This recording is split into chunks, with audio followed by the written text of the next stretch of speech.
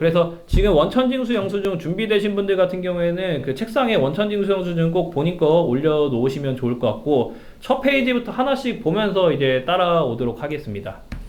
그 직장인들이 이제 연말정산 이야기 많이 하는데, 연말정산 여러분들이 헷갈려 하시지만 아마 오늘 그래도 30분만 그냥 얘기 쭉 들어도 어느 정도 개념들이나 로직은 잘 잡히실 거예요. 많은 분들이 여기 막 종합과세 얘기도 많이 하는데, 종합과세는 해당자 아니면 크게 신경 쓸 필요는 없으세요. 이게 왜 신경 쓸 필요가 없다고 이야기 드리냐면은, 우리가 벌어들일 수 있는 소득은 종류는 되게 많아요. 뭐 근로소득도 있고 사업소득도 있고 이자 배당 이런 것들도 있는데, 이거는 해당되는 분들만 신경 쓰시면 되고, 일반 직장인들은 근로소득만 있으면은 이제 연말정산으로 회사에서 이제 원천적으로 종결이 되다 보니까 이제 여러분들은 이제 연말정산 1년에 한 번만 신경을 쓰시면 좋을 것 같고, 그래서 일단 소득세 구조 이거 뒷장에서 연말 원천징수영수증 보면서 이야기 드릴 건데, 가볍게 이야기 드리면은 우리가 이제 급여를 받으실 거예요. 세전 급여를 뭐 급여랑 상회해서 쭉 받으실 건데, 급여를 받으시면은 기본적으로 나라에서 근로소득 공제라는 걸 해줘요. 이거 여러분들이 신경 쓰실 필요 없고요. 그러면은 이제 여러분들의 이제 근로소득 금액이라는 게 나오고,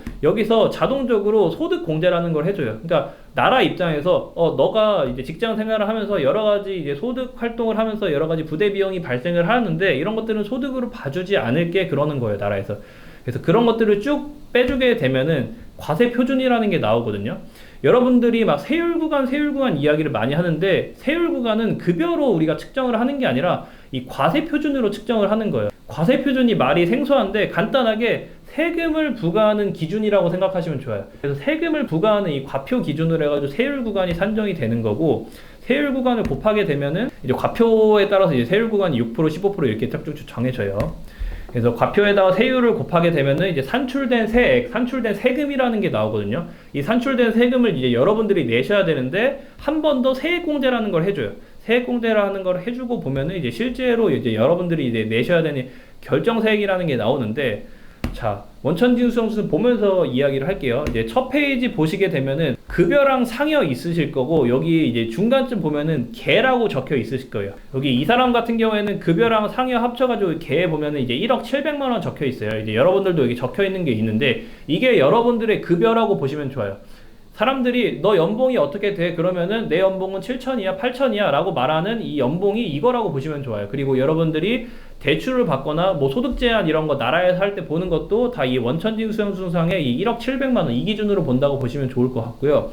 물론 적혀 있는 금액이 세 전이다 보니까 여러분들이 막 저 이만큼 급여를 받지 않은 것 같은데요, 다들 막 이야기를 하시는데, 다 이게 여러분들 급여예요. 예. 그리고 이제 밑에 보시게 되면은 기납부세액도 있고요. 기납부세액, 결정세액도 있는데, 기납부세액은 단어 그대로 이미 납부가 된 세금이에요. 이제 이 기납부세액은 뭐냐면은, 이제 급여를 1억 700 정도 받는 사람들은 세금을 통상적으로 510만 원 정도는 내더라 해가지고, 우리 회사에서 월급 받을 때 월급 명세서 보면은 주민세랑 소득세 이런 거 떼가잖아요. 그렇게 미리 떼간 금액이 한 510만 원 정도예요.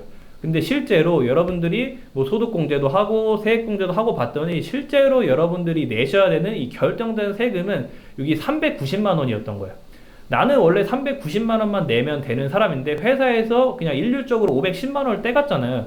즉 더 떼간 거잖아요. 그러다 보니까 회사에서 미안해 해가지고 이제 110만 원을 돌려주는 거예요. 예. 그래서 연말정산 한다는 과정은 뭐냐면은, 기납부세액은 회사에서 일률적으로 떼가는 건 우리가 컨트롤을 못 하는데, 이 결정세액은 계속 여러분들이 잘 준비하게 되면 줄여갈 수 있어요. 그래서 이론적으로는 결정세액을 0원까지도 만드실 수가 있습니다. 만약에 지금 화면에 보이는 사람이 결정세액을 0원을 만들었다. 그럼 어떻게 될까요? 한 510만 원 정도를 다 돌려받는다고 보시면 좋아요. 그래서 여러분들도 지금 기납부세액이 여러분들이 최대한 돌려받을 수 있는 금액들이에요. 여러분들이 지금 낸 거. 그래서 결정세액을 계속 줄이기 위해서 여러분들은 고민을 하셔야 된다고 보시면 좋을 것 같고, 자, 그러면은 결정세액을 어떻게 하면 줄일 수 있는지 하나씩 또 보도록 하겠습니다. 자, 두 번째 페이지 보게 되면 이게 이제 메인이라고 보시면 좋아요. 항목들은 지금 눈에 잘 안 들어오실 것 같지만, 여러분들이 신경 쓸 거는 사실 몇 개 없어요. 자, 왼쪽 사이드는 소득 공제고요. 자, 그리고 오른쪽 사이드는 세액 공제 사이드라고 생각하면 좋습니다. 자, 맨 하나 위부터 볼게요. 자, 왼쪽 맨 위 보시면은 여러분들의 급여인 총 급여 적혀 있으실 거예요. 여기 보면은 1억 700만 원 있는데, 근로소득 공제라는 거 해줘요. 이거 그냥 급여 구간에 맞춰서 자동적으로 알아서 해주니까 여러분들이 준비할 것도 없고 신경 쓰실 것도 전혀 없어요. 그러니까 넘어가시면 되고요. 자, 그러면 이제 근로소득 금액이라는 게 나와요. 자, 여기서부터 여러분들이 소득공제 준비하는 게 출발한다고 보시면 좋아요. 첫 번째로 여러분들이 준비하실 수 있는 게 인적공제예요. 인적공제는 다들 많이 아실 거예요. 이제 보통 이제 근로자 본인이니까 본인은 다 되어 계실 거고요. 배우자가 있다고 공제가 되는 건 아니죠. 배우자도 맞벌이면은 배우자도 배우자 본인한테 공제가 되어 있고, 만약에 외벌이 분들 같은 경우는 배우자 공제도 받으실 수 있고, 제일 많이 이야기하는 거는 부양가족이에요. 부양가족에 자녀 있는 분들은 당연히 다 올라가 계실 것 같고, 만 60세가 넘어가시고 소득 활동이 없는 부모님 을 다 올리실 수가 있어요. 그리고 또 중요한 게 본인의 부모님만 본인이 올릴 수 있는 거 아니에요. 그러니까 양가, 장인, 장모님 본인한테 올릴 수 있고요. 시아버지, 시아버님도 본인한테 올릴 수 있어요. 그래서 소득이 많은 사람한테 일단 모시면 좋거든요. 왜 그런지 조금 이따 얘기 드릴 것 같은데, 그래서 장인, 장모님, 양가, 부모님 네 분 중에 해당되시면은 만 60세가 넘고 소득 활동이 없으면은 다 올릴 수가 있고요. 중요한 게 같이 안 사셔도 되고요. 용돈 같은 거 안 보내주셔도 좋아요. 그러니까 다 올리실 수 있고, 만약에 할머니, 할아버지가 있어요. 그런 분들도 다 올리실 수가 있어요. 한 명당 150만원 소득공제가 되는데, 만약에 할머니, 할아버지나 부모님의 나이가 70세가 넘으셨다, 이런 분들 같은 경우에는 경로 우대로 추가적으로 100만원 또 돼요. 그래서 한 명당 70세가 넘어가신 분들은 250만원씩 공제가 되는 거니까 해당되는 사람이 있으면 꼭 신경 쓰시면 좋을 것 같고, 이게 소득이 당연히 없어야 되는데 소득이 조금은 있어도 해당은 돼요. 이제 여기서 연말정산에서 말하는 기준소득 100만원이라는 게 있는데, 뭐 이자 배당 2천만원 넘지 않으면 되고요. 뭐 근로소득에서 한 달에 3, 40만원 받아도 여기 다 올릴 수 있어요. 또 연금소득은 보통 공무원이나 뭐 교사나 이런 분들 은퇴하셔가지고 막 국민연금이나 공무원연금 많이 받는 분들은 못 올려요. 슬프지만 연금소득이 많아서 못 올리고, 그리고 사업 같은 거 하시면 당연히 못 올리고, 그리고 뭐 특이한 사항 같은 게, 만약에 뭐 외벌이 분들이나 뭐 아내가 갑자기 이제 회사를 다니시다가 육아휴직이나 이런 거 해가지고 만약 퇴사를 하셨다, 그래서 퇴직금이 그 해년도에 100만원이 넘게 발생을 했다, 그러면 그때는 못 올리세요. 뭐 올리셔도 튕겨 나간다고 보시면 좋을 것 같고, 그리고 만약에 집 같은 걸 팔아가지고 양도소득이 발생을 했다, 그런 거 같은 경우에도 그 해는 못 올린다고 보시면 좋을 것 같고. 그래서 실제 상담을 하다 보면은 제일 많이 그 어떻게 보면은 가성비 좋게 연말정산에서 혜택을 받는 게 이제 인적공제예요. 보통 뭐 외벌이나 40대 분들 같은 경우에는 막 인적공제만으로도 1,000만원 이렇게 공제받는 분들 계시거든요. 그래서 꼭 이거 신경 쓰시면 좋을 것 같고요. 자, 그리고 밑에 보면은 이제 국민연금 내시고 건강보험료 내시고 고용보험료 내시는 거는 내신 만큼 다 그냥 소득에서 제해진다고 보시면 좋아요. 그래서 이런 것들은 여러분들이 신경 쓰실 필요가 전혀 없겠죠. 자, 그리고 이제 두 번째로 또 여러분들이 신경 쓰셔야 될 게 주택 관련된 공제예요. 주택 관련된 공제. 자, 주택 관련된 공제는 여기 주택에 주택 임차 차입금 원리금 상환액이라고 있어요. 이거 뭘까요? 이거는 그냥 전세자금 대출이라고 생각하시면 되세요. 우리가 주택 임차 차입금 원리금 상환액이 전세자금 대출이고요. 장기 주택 저당 차입금 이자 상환액이 담보 대출이라고 생각하시면 좋고, 여기 밑에 월세도 있어요. 그래서 우리가 주거 형태가 세 개죠. 월세나 전세나 담보 대출이 있는데, 여기서를 뭘 신경을 쓰셔야 되냐면은, 지금 혹시 전세를 살고 계신 분들 있잖아요. 전세를 살고 계신 분들은 좀 주의 깊게 들어주시면 좋을 것 같아요. 전세자금 대출 같은 경우에는 그 소득공제 혜택 한도가 일단은 연에 400만원이에요. 연에 400만원까지. 이게 작년까지는 300이었는데 올해 이제 400으로 늘었고요. 뭘 중요하게 생각을 하셔야 되냐면은, 여기 보면은 원리금이에요. 원리금. 원리금을 잘 모르시는 분들도 계신데, 원금과 이자의 합성어예요. 우리가 전세자금 대출을 받으면은 만기 일시 상환이다 보니까 보통은 이자만 이렇게 내거든요. 근데 추가적으로 여러분들이 원금도 상환을 하잖아요. 그럼 원금도 소득공제 혜택이 돼요. 근데 그게 굉장히 커요. 자, 제가 예를 들어서 보여드릴게요. 어떤 분이 전세자금 대출이 1억 원을 받았어요. 근데 이율이 4.2%로 받았어요. 그럼 이분 같은 경우에는 한 달에 이자를 35만 원씩 내거든요. 그러면은 한 달에 35만 원씩 내면은 1년에 이제 420만 원을 전세자금 대출 이자로 내는 거예요. 그러면 아까 420만원에 40%가 아까 저기 잡히거든요. 420만원에 40%에서 168만원이 소득공제가 되는 건데, 이런 분들을 저는 상담을 할 때 꼭 원금도 일정 부분 갚으라고 해요. 저는 만약에 제가 이분을 상담을 하고 있으면은 원금을 이제 50만원씩 상환하라고 이야기할 거예요. 최소. 왜냐면은 한 달에 50만원씩 원금을 상환하게 되면은 1년에 이제 전세자금 원금을 600만원 상환한 거죠. 600만원 상환하게 되면은 600만원에 40% 해가지고 240만원까지 추가 소득 공제가 돼요. 추가 소득공제가 되면 이분 같은 경우에는 이제 1년에 400만 원, 168만 원이라 해서 240만 원에서 이제 400만 원 최대 받으신 거죠. 근데 중요한 게 240만 원 소득공제 받으시면은 좋잖아요. 근데 240만 원 소득공제 받았다고 여러분들이 내셔야 되는 세금이 240만 원이 줄어드는 거는 아니에요. 240만 원이 줄어들진 않고 얼마가 실제 절세 효과가 있냐면은 그거는 세율 구간이랑 연관이 있어요. 근데 세율 구간이 15%라는 가정으로 하게 되면은 240만 원 소득공제 받으면 240만 원에 15% 해가지고 실제 절세 효과가 39만 6천 원이에요. 그러면은 이분 같은 경우에는 50만 원씩 1년 내가지고 이 39만 6천 원을 실제 돌려받는 건데, 이거를 조금 더 와닿게 제가 적금이랑 비교해서 이야기 드리면은 14.4%짜리 적금이에요. 여러분들 막 7%짜리 적금 있으면 막 줄 서서 하고 대기 타고 하고 하지 않아요? 만약에 내가 지금 전세자금 대출이 있는데 원금도 상환하지 않고 적금을 만약에 50만원, 100만원씩 하고 있다 그러면은 약간 조금 바보 같은 거죠. 그래서 혹시 그런 분이 계시다 그러면은 올해가 이제 1년 안 갔어요. 올해 이제 가기 전에 12월 31일 전에 그냥 납입만 하면 돼요. 내가 이자 얼마큼 냈는지 확인하고 1000만 원에서 이자 낸 거 빼고 만약에 이자를 200만 원 냈다 그러면 800만 원만 원금 상환하게 되면 최대 소득공제 다 받으실 수 있으니까 꼭 이 부분 신경 써서 체크해 주시면 좋을 것 같아요. 자, 그래서 전세자금 대출 꼭 이거 해당되시는 분들 신경 쓰시면 좋을 것 같고, 그리고 담보대출도 이야기 드릴게요. 담보대출은 여기 장기 주택 저담 차입금 이자 상환액이라고 있는데, 이거는 전세자금 대출이랑 차이점이 뭐냐면은 전세자금 대출은 원금 상환하는 것도 소득공제가 되는데 담보대출은 이자 상환액만 잡혀요.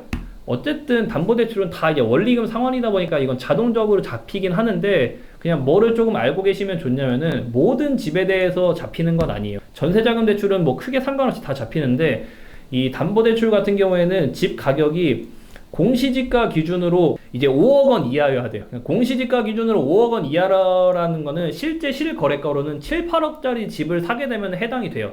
이게 올해까지는 7, 8억인데 이게 내년에 개정이 돼가지고 이제 기준 시가가 6억으로 늘어났어요. 그러면은 실거래가로는 한 8, 9억짜리 집을 사게 되면은 여기 이제 잡힌다고 보시면 좋을 것 같고, 근데 대부분은 사실은 뭐 변칙 없이 잡히는데 가끔 뭐 이제 잔금 치르는 거나 이제 입주 시기가 안 맞으시는 분들도 계신데 3개월 이내에 이제 대출 받으셔야 되거든요. 근데 3개월이 막 지나가지고 대출 받게 되면 이제 안 잡혀 계시는 분들 계세요. 그래가지고 혹시 나는 이거를 받고 싶다 그런 분들 같은 경우는 반드시 이제 맞춰가지고 이거 신경 쓰시면 좋을 것 같고, 혹시 지금 상담을 듣는 분들 중에 전세자금 대출도 내고 있고 그리고 이 담보대출도 상환을 하고 있는데 지금 화면에 보이는 것처럼 아무것도 안 잡혀 있다 그러면은 뭔가 잘못된 거예요. 그러니까 뭔가 잘못됐다는 게 은행이나 이런 데서 누락을 하는 경우도 있어요. 그래서 은행에 전화해서 물어보거나 아니면은 국세청 홈택스에 전화해서 이제 아니면 회사에도 다 담당자들 있잖아요. 이제 한 달, 두 달 뒤에 보면 이제 시즌일 텐데 담당자한테 물어보세요. 그래서 이거 왜 나 내고 있는데 안 잡혀 있냐 그러면은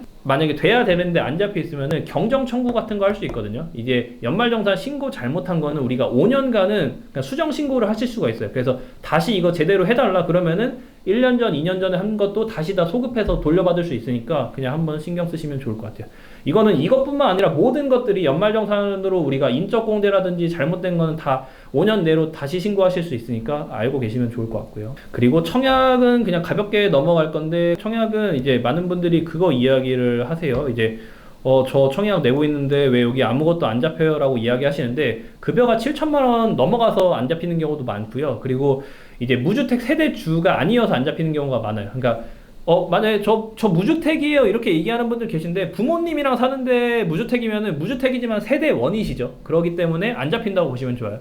급여도 7천만 원 이하고 무주택 세대 주여야지만 잡힌다는 거 알고 계시면 좋을 것 같고, 청약 막 소득공제 받으려고 20만 원씩 내시는 분들도 계신데 웬만하면은 그렇게 하시지는 마시고요. 그냥 내실 거면은 최대 10만 원까지만 내세요. 인정되는 금액이 10만 원까지니까 나머지 10만 원으로 사실 할 수 있는 거 많으니까 굳이 청약에 20만 원씩 넣는 거는 개인적으로는 정말 비효율적이라고 생각을 하고요. 네. 또 많이 이야기하는 게 신용카드 등 사용액이에요. 신용카드 등 사용액 여기 보게 되면은 신용카드 등 사용액. 제가 막 작년인가 이제 식당에 가서 밥 먹다가 정말 깜짝 놀랐던 일이 있는데, 막 옆에 이제 막 그냥 모르는 사람들이 밥 먹는데 막 신용카드를 써야지 막 연말정산에서 소득공제가 돼 막 이런 얘기를 하더라고요. 체크카드랑 현금영수증 쓰면 안 돼 막 이런 얘기를 막 하고 계시더라고요. 사실은 신용카드도 되고 현금영수증 되고 체크카드도 되고 오히려 이제 공제율은 체크카드랑 현금영수증이 훨씬 더 높은데, 여기 이제 써 있는 게 신용카드 등이라고 해가지고 이제 가끔 오해하시는 분들도 계신데 그건 아닌 거 다들 아실 것 같고.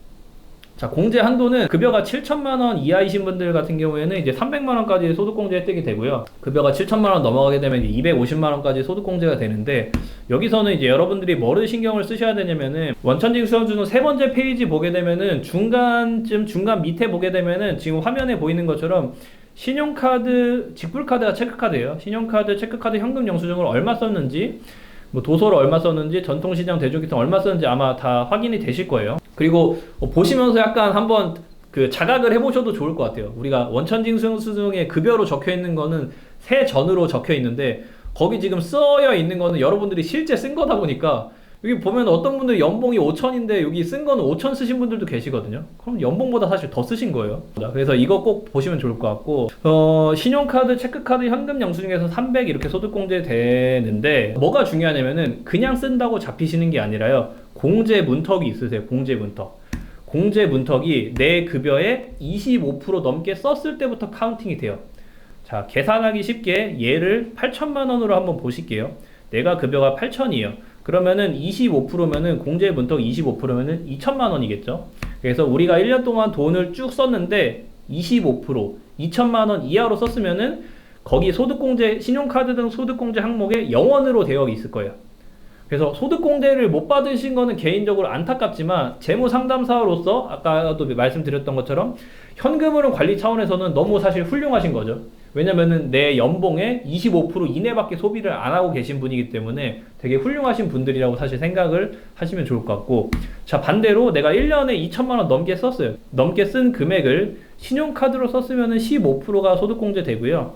체크나 현금 영수증을 하면은 30%가 소득공제가 돼요. 그래서 만약에 1,000만 원을 넘게 썼는데 그거를 신용카드로 다 썼다. 그럼 150만 원만 소득공제가 되는 거고요. 체크나 현금 영수증 썼으면은 300만 원 소득공제가 되는 거예요. 체크카드나 현금 영수증을 안 할 이유가 없는 거예요. 웬만하면은 연말정산 이 소득공제 차원에서도 체크카드를 쓰는 게 당연히 유리한 거고, 현금흐름 관리 차원에서도 체크카드를 쓰는 게 중요하다 보니까 웬만하면 체크카드는 꼭 활용하시면 좋을 것 같고, 반반씩 쓰셔도 돼요. 체크카드 반, 신용카드 반. 왜냐면은 여기 25% 깔리는 게 신용카드부터 알아서 깔려요. 그러다 보니까 반반만 쓰시면 알아서 자동적으로 잘 되니까 그거 인지하시면 좋을 것 같고, 그리고 부부 같은 경우, 특히 맞벌이 부부 같은 경우에는 뭐가 최악이냐면은, 내가 부부인데 두 분 다 돈을 애매하게 쓰시는 거예요. 돈을 A랑 B랑 각각 25%씩만 쓰시는 거예요, 내 연봉에. 그러면은 둘 다 소득공제 혜택을 못 받겠죠. 그런 상황이라고 하게 되면은 한 명한테 모는 게 중요하겠죠. 한 명한테. 이것도 만약에 돈을 많이 쓴다 그러면은 공제 문턱이 그 한쪽으로 몰았을 때 넘어갈 수 있다 그러면은 소득이 많은 사람한테 몰아주는 게 좋고요. 왜냐면은 소득이 많은 사람이 세율 구간이 높고, 세율 구간이 높으면은 똑같은 소득공제를 받아도 실제 절세 효과가 크거든요. 그러다 보니까 소득이 많은 사람한테 모고요. 반대로 우리가 돈을 되게 애매하게 써가지고 소득이 낮은 사람한테 몰았을 때만 25%가 넘을 것 같다. 그러면은 낮은 사람한테 모는 게 맞는 거고. 이해가 되실 거라고 믿습니다. 그래서 신용카드, 체크카드, 현금 영수증 이렇게 쭉 있으시고, 우리가 영화를 보거나 도서를 사는 것도 여기에서 30%가 소득공제 되고, 전통시장이나 대중교통에서 쓴 것도 40% 이런 식으로 소득공제가 되는데, 우리가 소득공제를 더 받으시려고 전통시장이나 대중교통을 더 탈 거는 아니니까 이거는 크게 신경을 안 쓰셔도 괜찮을 것 같아요. 그래서 지금 왼쪽 다 이야기했어요. 왼쪽 다 이야기했는데 사실 크게 별로 이야기 많이 한 건 없고, 자, 보시면은, 자, 여기 총급여 이분 같은 경우는 1억 700인데 소득공제를 쭉 하고 봤더니 이제 실제 여기 종합소득 과세 표준이 8,100만 원 나온 거예요. 원래 급여가 1억이어서 1억 가지고 세금을 매기는 게 아니라 소득 활동을 하면서 이런 것들은 그냥 나라에서 공제해 줄게 해서 쭉쭉쭉 하고 8,100 가지고 우리가 세금을 산정한다고 보시면 좋을 것 같고, 아까도 계속 이야기 드렸던 세율 구간은 여기 이제 과표에 따라서 정해지고요. 과표가 보통 여러분들 같은 경우에는 제가 조금 더 이해하기 편하게 이야기 드리면은, 내 연봉이 7천만 원 이하다 그러면은 과표 세율 구간이 보통 15%고요 7천에서 8천 좀 넘어간다 그러면은 한 24%라고 보시면 좋을 것 같고, 연봉이 1억 2천 정도 넘어간다 그러면은 과표가 이 세율 구간이 35% 이렇게 보시면 좋을 것 같아요. 그래서 보통 직장인들이 한 15%, 24%, 이제 35%에서 왔다 갔다 한다고 보시면 좋을 것 같아요. 연봉이 이제 1억 2천 넘어가시는 분들 같은 경우에는 버는 거에 3분의 1 이상을 세금으로 내시니까 마음 편안히 가지세요. 그러다 보니까 아까 제가 얘기해 드렸던 것처럼 막 부업 같은 게 되게 의미가 있다니까요. 그래서 35% 넘어가는 것도 막 38%나 40%나 이거 이때부터는 거의 다 비슷해지시는 거고. 그래서 과표에다가 이제 8,100에다가 세율 구간을 곱하고 그다음에 이제 기본 공제로 빠지는 게 있거든요. 그런 거 빠지게 되면은 산출된 세액이 여기 보면 1,400만 원 있고요. 여러분들도 적혀 있으실 거예요. 여기서 한 번 더 이제 세액 공제를 쭉 해준다고 보시면 좋을 것 같아요.